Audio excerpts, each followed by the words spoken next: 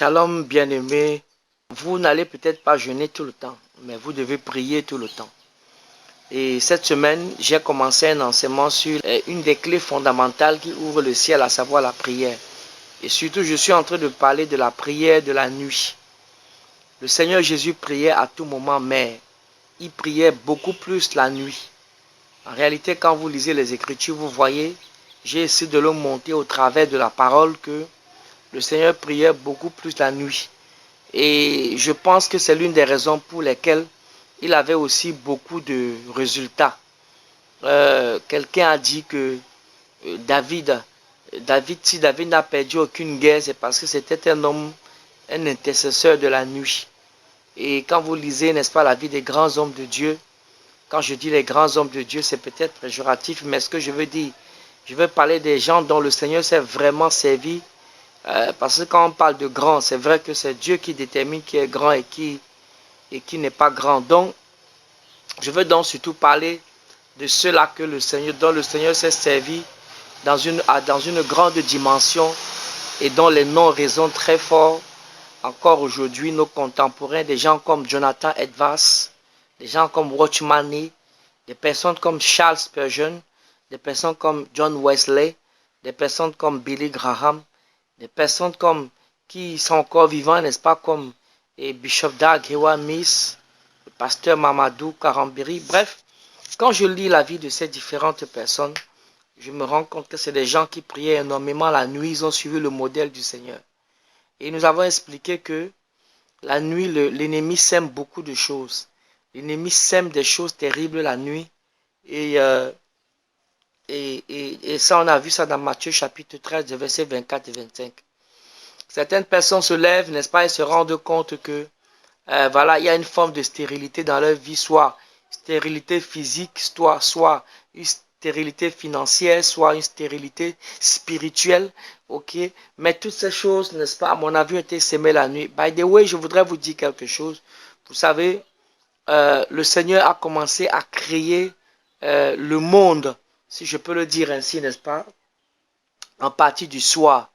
Le soir, probablement vers, n'est-ce pas, vers 18h, 19h, et puis il a traversé, on a tracé 21h, 22h, minuit, et puis voilà, avant que le matin n'est arrivé. C'est dans votre Bible. La Bible dit, n'est-ce pas, qu'il y eut un soir et il y eut un matin. Donc, il n'y a pas d'erreur, n'est-ce pas, dans ce passage. C'est clair qu'il y a d'abord eu un soir, ensuite la nuit a traversé, et puis après le matin est venu. Donc, c'est la nuit que les choses, alors c'est le soir que les choses ont commencé. Si vous voulez, c'est la nuit que tout a commencé. Et c'est fait à dessein, c'est écrit à dessein pour comprendre. Donc, mes amis, bien-aimés frères et sœurs, il va falloir, n'est-ce pas, aujourd'hui, je parlerai un peu de ce qui nous empêche de prier la nuit. Mais avant, je veux continuer, n'est-ce pas, en disant que je fais encore un bref résumé pour dire que et nous avons vu que dans Luc chapitre 6, le verset 12, le Seigneur priait toute la nuit. Lisez ça, vous allez voir. Luc chapitre 6, verset 12, nous montre clairement que le Seigneur a prié toute la nuit. Ça veut dire qu'il priait, il a commencé à prier probablement vers 21h là-bas, 21h, 22h, n'est-ce pas? Et jusqu'à 3h, 4h le matin. Ok? Et souvent le Seigneur se reposait, il était fatigué, il se reposait. Nous avons vu ça dans Marc chapitre 1, le verset 35. Il se reposait et il sortait. Il allait dans un lieu désert et j'ai expliqué ce que cela signifie, lieu désert. J'ai expliqué réellement que c'est un combat spirituel que le Seigneur faisait. Amen. Et donc, nous avons dit que s'il y a certaines choses qui ont été sémées la nuit, c'est la nuit que nous devons les arracher et que nous devons en bâtir d'autres. Bien. Et j'ai dit qu'une heure du temps suffit. Beaucoup vont au travail le matin déjà à partir de 6h, 7h. D'accord, une heure du temps suffit. Certains disent que non, ils ne peuvent pas prier la nuit parce que ils vont travailler. Et j'ai essayé de montrer que Daniel lui-même, c'était quelqu'un de très occupé, mais il priait la nuit. Le Seigneur Jésus était très occupé, mais il priait la nuit. D'accord, il était certainement à plein temps dans le ministère. Toi, tu n'es peut-être pas à plein temps dans le ministère. Donc, une heure suffit. Une heure suffit simplement pour prier de minuit à 1h, de 1h à 2h. Ok? Et ça, c'est vraiment important, mes amis. vous ne pouvez pas dormir, continuer à dormir toute la nuit de lundi à dimanche, du 1er janvier et au 31 décembre, simplement parce que vous dites que vous travaillez. Donc, c'est important. Et si vous prenez l'habitude de le faire, vous allez voir, votre corps va prendre le pli. Une seule heure suffit. Vous savez, dans Matthieu 26, 40, le Seigneur a dit que, il a reproché aux disciples, il a dit, vous n'avez même pas pu prier une seule heure avec moi. Donc, une seule heure suffit, n'est-ce pas, pour renverser certaines choses. Vous prenez une heure du temps, n'est-ce pas, vous êtes là devant le Seigneur, vous priez. Si vous êtes conduit par l'Esprit, vous pouvez peut-être, l'Esprit peut vous conduire à mener des combats spirituels.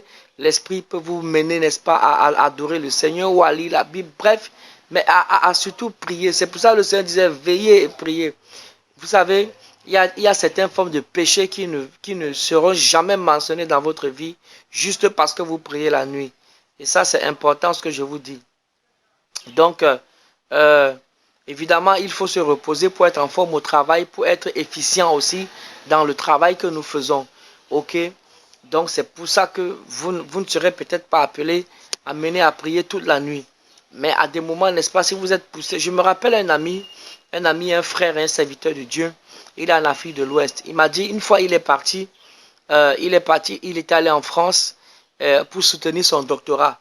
Et il se trouve que il y a des manigances, n'est-ce pas, qui ont été organisées à son encontre, qui ont été organisées, n'est-ce pas, et voilà, contre lui.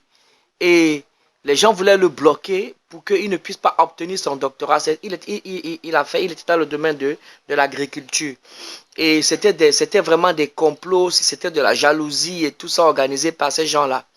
Alors je me souviens, il m'a raconté il y a des années que il a pris toute la nuit pour prier afin de pouvoir débloquer alors franchement ces pièges de l'ennemi parce qu'il savait, voilà, il avait dépensé énormément d'argent, déjà l'énergie, le temps que cela lui a pris d'étudier, ok, maintenant de se déplacer, quitter au Bénin et puis aller en France.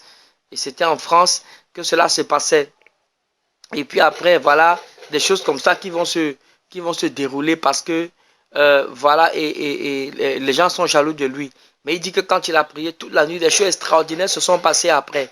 Vous entendez? Donc, je me souviens lui avoir dit quelque chose, je n'ai pas oublié ça. Je lui ai dit, mais tu sais, si tu as prié toute la nuit, c'est parce que c'était une habitude déjà que tu avais. Et il a eu la victoire. Donc, bien aimé, il y a des choses, je vous assure que c'est pas parce que vous pouvez être dans le droit, vous pouvez être dans le bon chemin. Ça veut dire quoi? Vous faites des affaires et voilà, vos affaires marchent bien et vous avez fait un bon business plan et tout cela. Vous avez même des bons clients et tout ça. Et du jour au lendemain, vos affaires chutent parce que l'ennemi a sémé des choses contre votre affaire la nuit. Vous pouvez avoir un très bon foyer et vous êtes en paix avec votre femme, avec votre mari, avec vos enfants. Et voilà, et du jour au lendemain, n'est-ce pas, une crise bizarre survient dans votre foyer. Vous pouvez être en paix dans le ministère. Et puis après, du jour au lendemain, n'est-ce pas, les choses bizarres. Pourquoi? Peut-être parce que, bon, je ne dis pas que c'est toujours ça, non, mais peut-être parce qu'il y a des choses qui ont été semées la nuit, ok? Et donc, vous devez vous lever pour renverser ces choses, bien aimées. Mais si vous êtes assez paresseux, ok? Si vous avez aimé beaucoup le sommeil, ce ne sera pas possible. Donc, franchement, faites un effort.